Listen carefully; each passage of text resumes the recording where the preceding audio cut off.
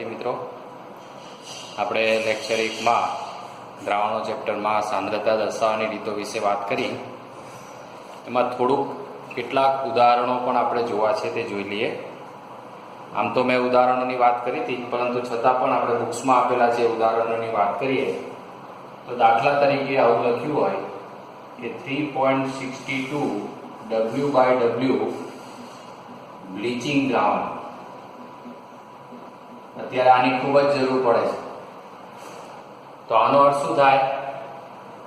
તો કે 3.62 ગ્રામ આપણો બ્લીચિંગ પાવડર છે અથવા બ્લીચિંગ દ્રાવણ છે, અને એમાં 100 માંથી બાદ કરીએ એટલે બાકી રહ્યું જે છે 96.38 ગ્રામ શું કહેવાય? પાણી. આ બ્લીચિંગ દ્રાવણ એટલે સોડિયમ હાઇપોક્લોરાઇડ. શું કહેવાય? સોડિયમ હાઇપોક્લોરાઇડ.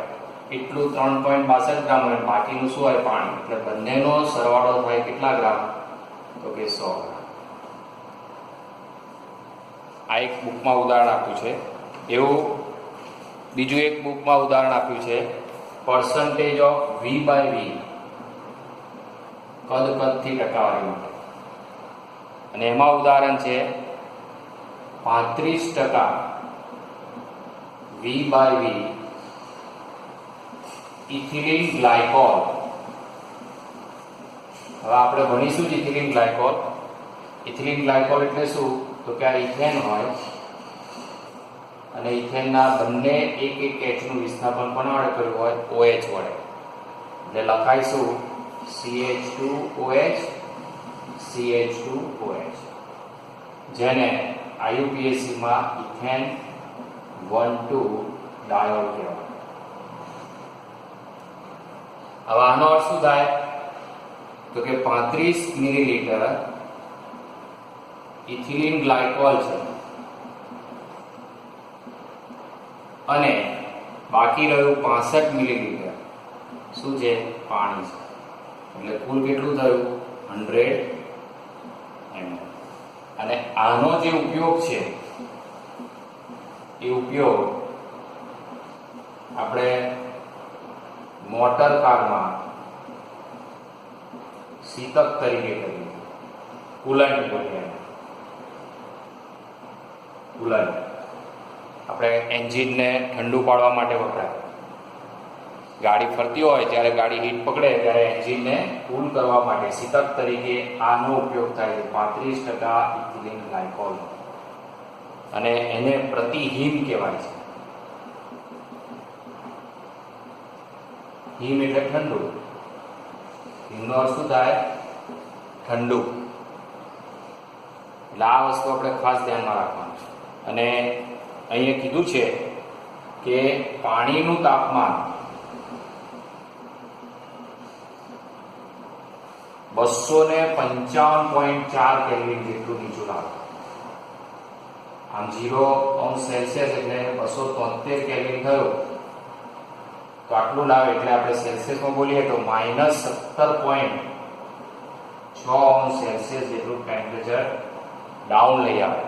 અને જેના કારણે આપણે એન્જિનમાં ગમે તેટલી સ્પીડે ચલાવીએ અત્યારે એને ઠંડી રાખવી પડતી નથી. 200, 300, 500 કિલોમીટર કન્ટિન્યુઅસ ચલાવો તો પણ કંઈ તકલીફ પડતી નથી.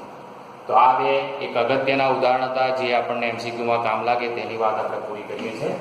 હવે આપણે ફટાફટ કદ આધારિત અને વજન આધારિતમાં એક રીત બાકી છે એની આપણે વાત કરી લઈએ. તો કદ આધારિતમાં જે એક રીત છે એનું નામ છે ફોર્માલિટી. Formality capital F. આ કઈ રીત છે? કદ આધારિત. અને કદ આધારિત રીત છે એટલે સિમ્પલ. આપણે યાદ રાખવાનું કે 1 લીટર આપણે પાણી લીધું અથવા 1000 મિલીલીટર પાણી લીધું, એમાં દ્રાવ્ય પદાર્થના સૂત્રભાર જેટલું વજન ઓગાળવાનું. દ્રાવ્ય પદાર્થનું કેટલું વજન લેવાનું? સૂત્રભાર જેટલું વજન લેવાનું. એટલે બનતું દ્રાવણ એક ફોર્મલ કહેવાય. એની ફોર્માલિટી કેટલી હોય? એક. આ સૂત્રભાર વિશે આપણે 11મા ધોરણમાં પહેલા ચેપ્ટરમાં શીખી ગયા છે કે તત્વોના ટકાવાર પ્રમાણ હોય અને એના પરથી આપણે પ્રમાણસૂચક સૂત્ર શોધીએ છીએ. એટલે આનું સૂત્ર શું થાય? તો કે ફોર્માલિટી F બરાબર દ્રાવ્યનું વજન છેદમાં દ્રાવ્યનો સૂત્રભાર. આ બંને ગ્રામમાં અને ગુણ્યા કદ V લીટરમાં. કદ V લીટરમાં હોય તો ઉપર 1000 મૂકવાની જરૂર નથી. પણ આપણે શીખવાડેલું કે દ્રાવ્ય માટે 2 સંકેત વાપરે તો W2 છેદમાં આને આપણે સૂત્રભારને લખીશું. એને કોઈ સંકેત આપતા નથી. સૂત્રભાર તેનો કોનો? તો કે દ્રાવ્યનો ગુણ્યા કદ મિલીલીટરમાં લઈએ તો ઉપર કેટલા વડે ગુણવાના છે? 1000. તો આ ફોર્માલિટીનું સૂત્ર થયું કે દ્રાવ્યનું વજન છેદમાં દ્રાવ્યનો સૂત્રભાર ગુણ્યા 1000 છેદમાં કદ મિલીલીટરમાં. પેલા જેવું જ છે. આપણે નોર્માલિટી હતી તો અહીંયા તુલ્ય ભાર આવતો હતો. મોલારિટી હતી તો અહીંયા આન્વીય દળ આવતો હતો. ફોર્માલિટી છે તો અહીં શું આવશે? સૂત્રભાર. આ વાતો આપણે કરી ગયા છે પણ આ બહુ અગત્યની વાતો છે, ફરી રિપીટમાં લઈ લેવી જરૂરી છે. ત્યારબાદ આપણે મોસ્ટ ટાઈમલી કે જેના એક્ઝામ્પલ બી આપણને કદાચ પરીક્ષામાં પૂછાઈ શકે એવો એક અગત્યનો ટોપિક છે મોલ ઓહ્મ્સ.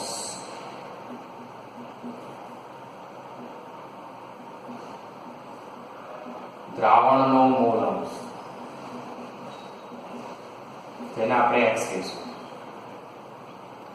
હવે અહીંયા થોડાક કેટલાક સંકેતોની વાત કરીએ તો દ્રાવણમાં આપણને ખબર છે કે 2 ઘટક હોય, દ્રાવક હોય અને દ્રાવ્ય હોય. તો બંનેના મોલ અંશ શોધી શકાય. દ્રાવકના મોલ અંશને આપણે X1 નામ આપીશું અને દ્રાવ્યના મોલ અંશને આપણે X2 નંબર આપીશું. બરાબર. અને એક સનાતન સત્ય વાત યાદ રાખવાનું કે દ્રાવણનો મોલ અંશ હંમેશા 1 આવે. એટલે આપણે સૂત્રની રીતે લખીએ તો દ્રાવણમાં 2 ઘટક છે, દ્રાવ્ય અને દ્રાવક. તો દ્રાવકનો મોલ અંશ વત્તા દ્રાવ્યનો મોલ અંશ એટલે આ દ્રાવણનો મોલ અંશ. આ X એટલે શું? દ્રાવણનો મોલ અંશ. આ બંનેનો સરવાળો હંમેશા કેટલો આવશે? 1 આવશે. તો મોલ અંશ એટલે શું? તો કોઈ પણ મોલ અંશ હોય. આપણે સિમ્પલ લખીએ છીએ ઘટકનો મોલ અંશ. તો ઘટકનો મોલ અંશ એટલે શું? તો કે ઘટકના મોલ છેદમાં દ્રાવણમાંના બધા ઘટકોના કુલ મોલનો સરવાળો. દ્રાવણમાંના બધા ઘટકોના કુલ મોલનો સરવાળો. આ એક સાંકેતિક સૂત્ર થયું. તો હવે સિમ્પલ આપણે આગળ વધીએ તો દ્રાવકના મોલ માટે આપણે સંકેત લઈ લઈએ N1 અને દ્રાવ્યના મોલ માટે આપણે સંકેત લઈ લઈએ N2. ખાસ યાદ રાખો. તો એના પરથી આપણને દ્રાવકનો મોલ અંશ જેને આપણે X1 કહીએ છીએ તો એનું સૂત્ર શું થાય? તો કે દ્રાવકના મોલ છેદમાં કુલ મોલ. તો અહીંયા કુલ મોલ કેટલો થયો? આ બંનેનો સરવાળો થયો. કુલ મોલ એટલે દ્રાવકના મોલ વત્તા દ્રાવ્યના મોલ. તો સૂત્ર મૂકીએ તો શું થાય? N1 છેદમાં N1 પ્લસ N2. અને એવી જ રીતે દ્રાવ્યના મોલ અંશ માટે આપણે વાત કરીએ તો દ્રાવ્યના મોલ અંશનો સાંકેતિક સ્વરૂપ છે 2 નંબર X2. તો હવે લખતો નથી, સમજી લેજો. N2 છેદમાં N1 પ્લસ. તો જો હવે આપણે આ ફોર્મ્યુલા સાબિત કરીએ, સમીકરણ 1 માં બંને કિંમત મૂકીએ તો X બરાબર શું હતું? x1 વત્તા x2, x1 ની કિંમત મૂકીએ તો n1 ના છેદમાં n1 પ્લસ n2 અને x2 ની કિંમત મૂકીએ તો n2 ના છેદમાં n1 પ્લસ n2. તો લસા કેટલો થઈ ગયો? n1 પ્લસ n2 અને ઉપર સરવાળો કેટલો થઈ ગયો? n1 plus n2. એટલે બંને નીકળી જાય એટલે હંમેશા જવાબ કેટલો આવે? 1. એટલે આ ખાસ ધ્યાન રાખવાનું કે દ્રાવણનો મોલ અંશ હંમેશા કેટલો હોય? 1 હોય. અને આખું આપણે સાબિતી કરીને બતાવ્યું અને ખૂબ જ અગત્યનો આ ટોપિક છે અને એમાં તમારે સ્વાધ્યાયમાં એના કોયડામાં દાખલા પણ આપ્યા છે. તો આપણે એકાદ દાખલો લઈએ એટલે તમને થોડીક આઈડિયા આવે કે શું કહેવા માંગે છે. તો અહીં એક દાખલો આપ્યો છે આપણને. તમારે પેજ નંબર 38 ઉપર એક્ઝામ્પલ છે. એ એક્ઝામ્પલને આપણે થોડો ગણવાનો પ્રયત્ન કરીએ અને પછી બીજા તમે સ્વપ્રયત્નમાં લેજો એટલે તમને આઈડિયા આવે કે આમાં શું કરવાનું છે.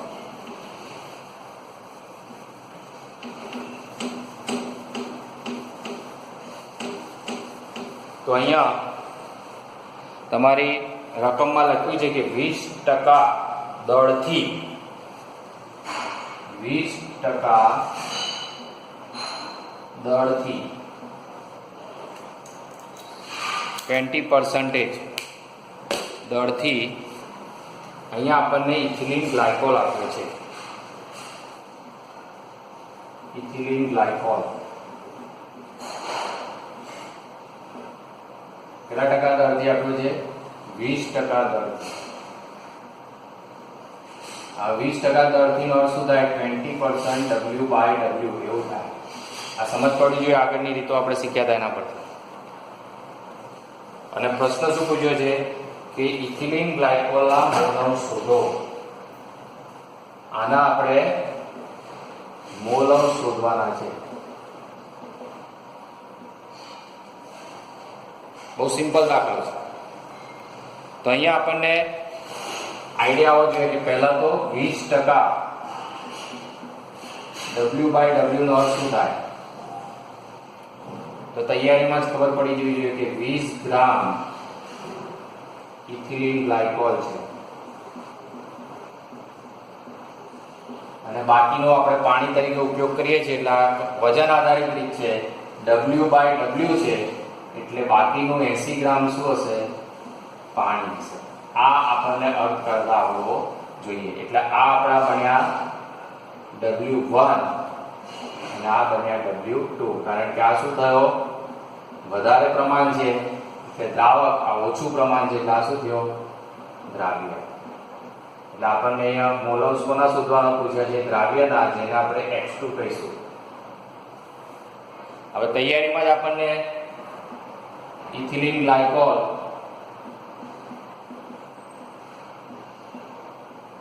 ના મોલ અંશ શોધવાના છે X2. તો X2 નું ફોર્મ્યુલા આપણી જોડે છે N2 ના છેદમાં N1 પ્લસ N2. હવે N2 એટલે શું? તો કે આના મોલ. હવે મોલ શોધવા માટે આપણી જોડે સૂત્ર છે N2 શોધવા માટે આપણી જોડે સૂત્ર છે W2 છેદમાં N2 વજનના છેદમાં આણ્વીય દળ. આપણા 11મા ધોરણમાં ભણ્યા છે. હવે વજન છે આપણી જોડે 20 પણ એનો આણ્વીય દળ નથી. તો ઇથિલિન ગ્લાયકોલનું સૂત્ર તમને કૌંસમાં લખીને આપેલું છે. ના આપ્યું હોય તો આવું આવડવું જોઈએ કે CH2 મેં શીખવાડ્યું તો આપણે કે 2H નું વિસ્થાપન કોના વડે થયું હોય? OH વડે. એટલે આનું સૂત્ર શું થયું?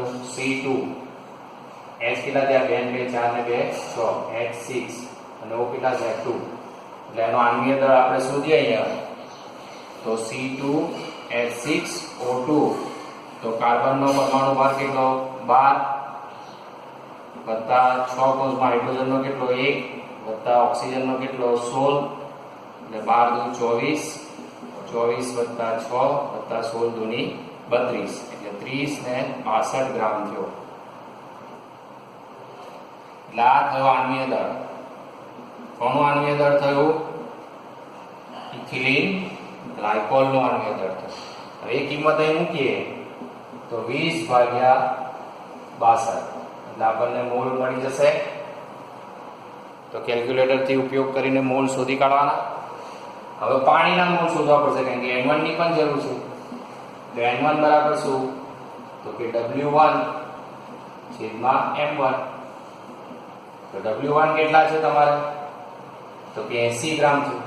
અને પાણીનો આત્મીય દળ આપણને સિમ્પલ ખબર છે કે 2 કૌંસમાં 1 વત્તા 16 એટલે 18 ગ્રામ પ્રતિ મોલ થયો. એટલે 18 એ શોધી કાઢો. એટલે N1 ને N2 મળ્યા, આમાં કિંમત મૂકો એટલે આપણને મોલસ મળી જશે. આ તમારે HW હોમવર્ક. તો આવો એક અગત્યનો દાખલો આપણે શીખ્યા.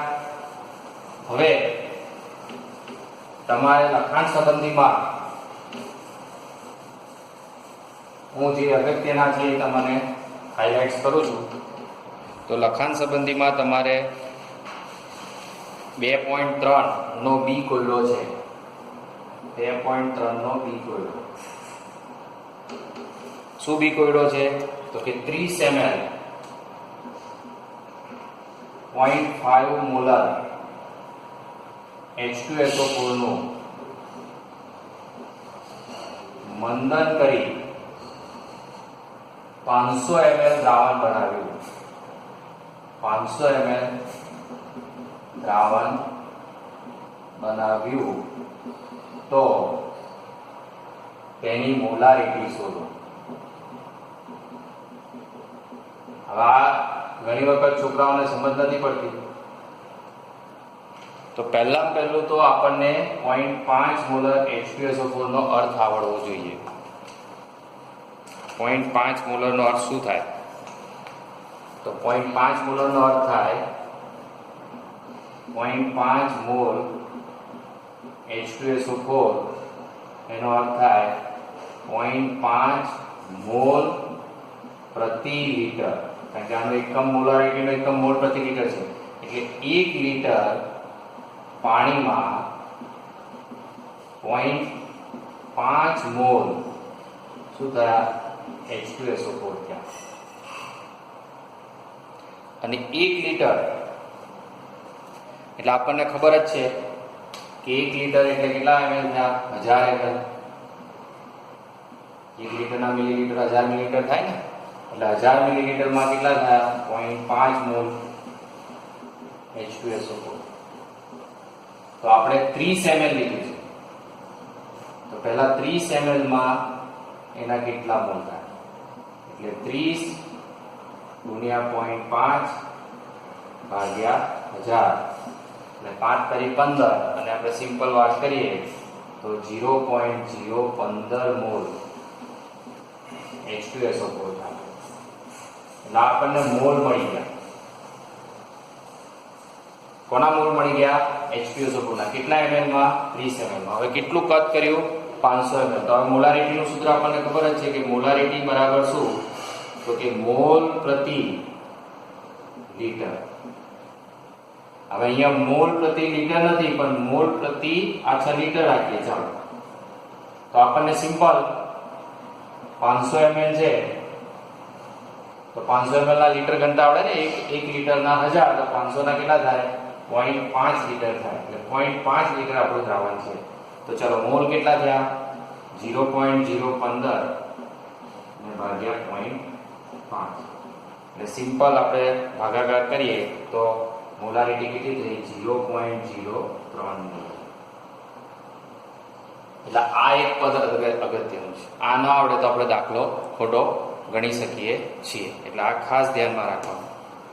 એવું એક અગત્યનો દાખલો છે 2.5. તો એની આપણે વાત કરીએ.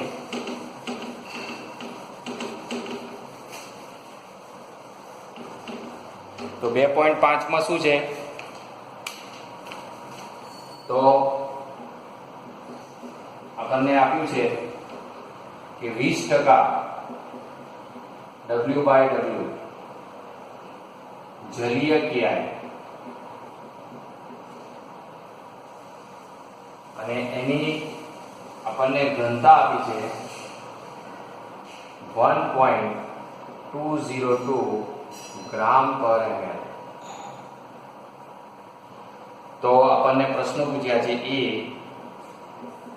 મોલારિટી,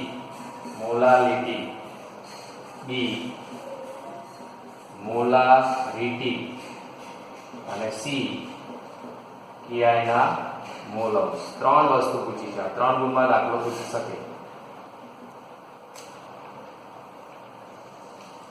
તો અહીંયા સિમ્પલ આપણે એટલું તો ખબર પડી ગઈ કે દ્રાવ્ય તરીકે કિયાઈ છે એટલે 20% W/W નો અર્થ શું થઈ જાય કે 20 ગ્રામ કિયાઈ છે અને 80 ગ્રામ પાણી છે.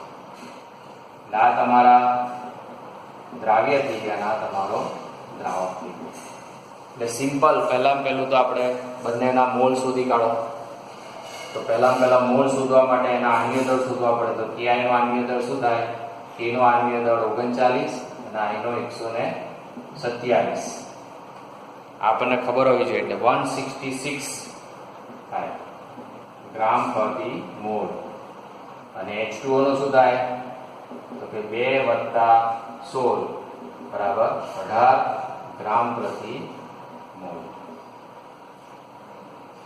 એટલે આ સિમ્પલ આવડવું જોઈએ. બંનેના મોલ શોધી કાઢો. તો કિયાઈના મોલ બરાબર શું?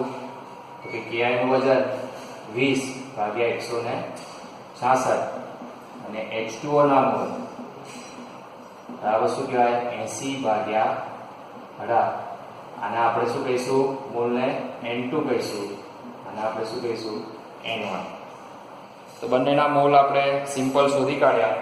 તો આનો જવાબ આવે છે 0.120. તમે કેલ્ક્યુલેટરનો ઉપયોગ કરીને કરશો અને આનો જવાબ આવે છે 4.44. આટલું તો આપણને આવડે છે એટલે આટલું કરીએ તો 1 માર્ક્સ આપણો આવી જાય. એટલે આપણને કિયાઈના મોલ્સ સી છે એ પહેલું શોધી કાઢે. તો કિયાઈના મોલ્સ બરાબર શું?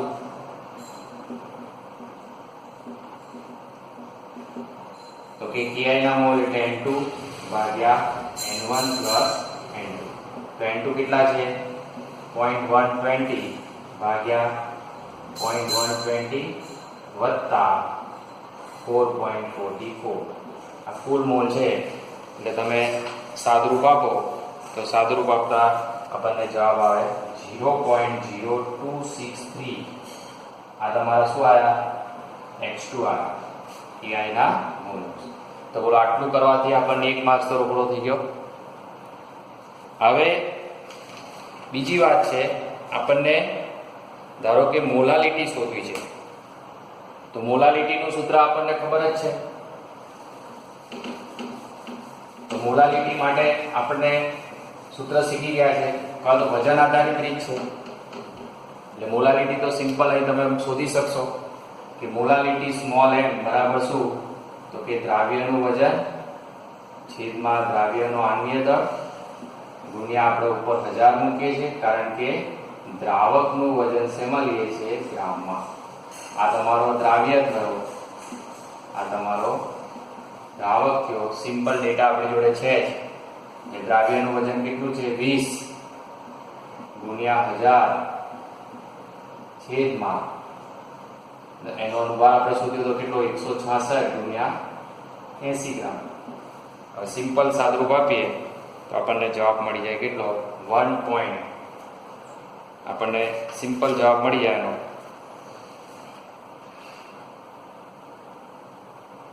આમાં કઈ બહુ ધાડ મારવાની નથી કે સાદરૂપ તમે આપશો એટલે જવાબ મળી જશે.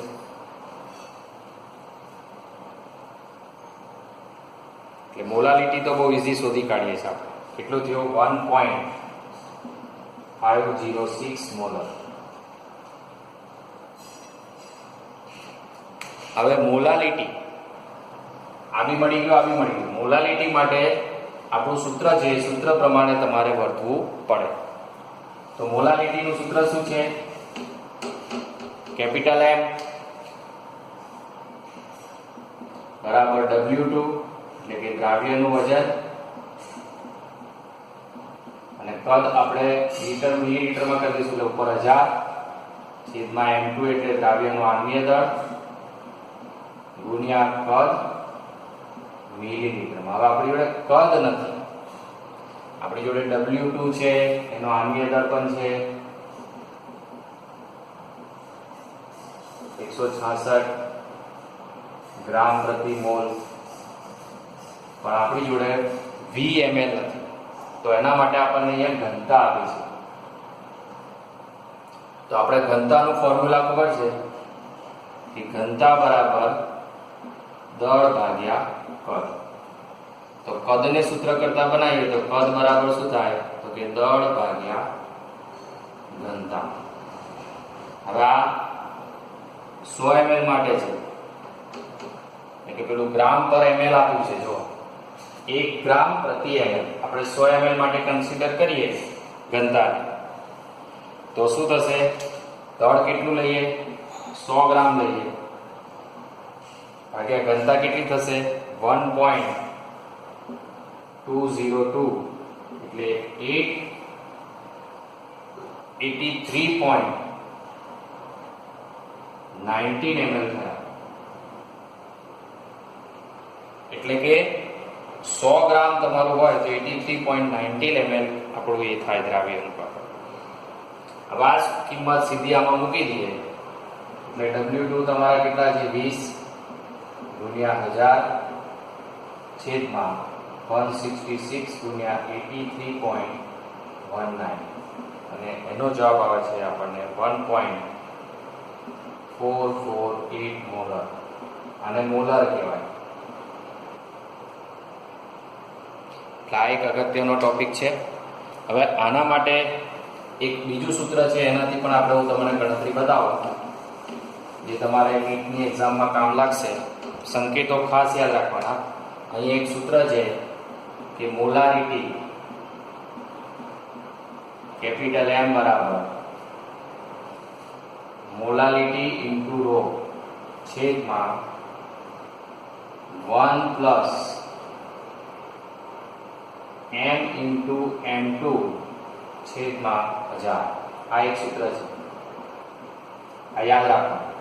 હવે અહીં સંકેતો યાદ રાખવાના. M એટલે મોલારિટી, એ તો ખબર જ છે. સ્મોલ m એટલે મોલાલિટી, રો એટલે ઘનતા, M2 એટલે દ્રાવ્યનો આણ્વીય દળ. આ એક સૂત્ર છે. આ ત્રણેય વસ્તુ આપણને ખબર છે. તો ચાલો, મોલાલિટી આપણે શોધી હતી, કેટલી આવી હતી? 1.506 ગુણ્યા ઘનતા કેટલી છે? 1.202 છેદમાં 1 વત્તા 1.506 ગુણ્યા 166 ભાગ્યા 1000. અને આ બધું તમે સાદુરૂપ આપશો તો એ સાદુરૂપ પેલા જેટલું જ આવશે, 1.448 મોલર. લા એક બીજી રીત છે. લા તમને ઘણી વખત ઘનતા આપી હોય, મોલારિટી આપી હોય, મોલાલિટી શોધવાનું કે તો મોલાલિટીને તમે શોધી શકો છો. એવી રીતે એક બીજું સૂત્ર છે મોલ અંશ સાથેનું. મોલ અંશ શોધવા માટે આ પણ ખૂબ અગત્યનું છે. કોના મોલ અંશ? તો કે દ્રાવ્યના X2. તો X2 નું સૂત્ર શું છે? તો કે small m into capital M છેદમાં small m into capital M1 વત્તા 1000. એટલે સ્મોલ m એટલે મોલાલિટી ખબર જ છે. હવે કેપિટલ M M1 એટલે કોણ? પાણીનો આણ્વીય દળ. તો સિમ્પલ સાદું આપો તો 1.506 ગુણ્યા 18 છેદમાં 1.506 ગુણ્યા 18 વત્તા 1000.